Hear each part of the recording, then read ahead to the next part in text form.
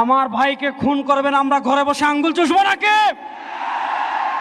সরকারকে বলবো আগামী 24 ঘন্টার ভিতর আমার ভাইয়ের খুনের বিচার চাই।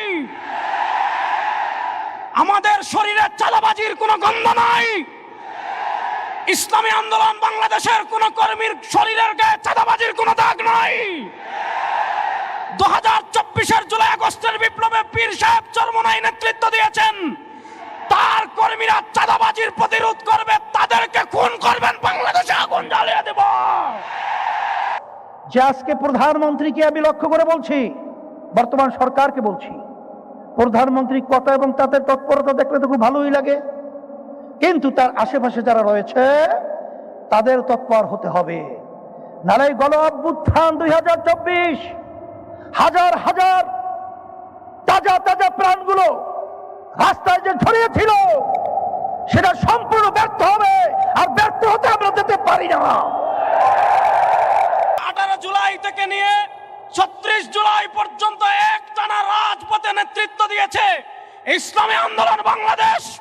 2024-এর 5 আগস্ট প্রথম ঢাকায় কারফিউ ভেঙে যিনি মাঠে নেমেছিলেন তিনি আমাদের নেতা মুফতি সৈয়দ ফয়জুল করিম শেখ চরমোনাই। 3 আগস্ট যিনি এক দফা ঘোষণা দিয়েছিলেন এবং প্রেস ক্লাবের সামনে বলেছিলেন, 4 আগস্ট যিনি শাহবাগে বলেছিলেন শেখ হাসিনার সাথে এসির কোনো সংলাপ হবে না, তিনি আমাদের নেতা শেখ চরমোনাই। এই দেশে আমি জন্মগ্রহণ করেছি, এই দেশের আমি সন্তান। আমি বারবার বলছি, আজকেও বলছি, যতক্ষণ পর্যন্ত দুর্নীতিবাজ এবং যারা নাকি স্বার্থান্বেষী মহল এদেরকে ক্ষমতার মস্তক থেকে সরানো না যাবে ততক্ষণ পর্যন্ত বক্তব্য রাখবো, জীবন দেব, রক্ত দেব, দেশের পরিবর্তন আসবে না। ঢাকায় ট্রান্সজেন্ডারের বিয়ে হয়, স্কুলে গানের শিক্ষক নিয়োগের ষড়যন্ত্র করা হয়।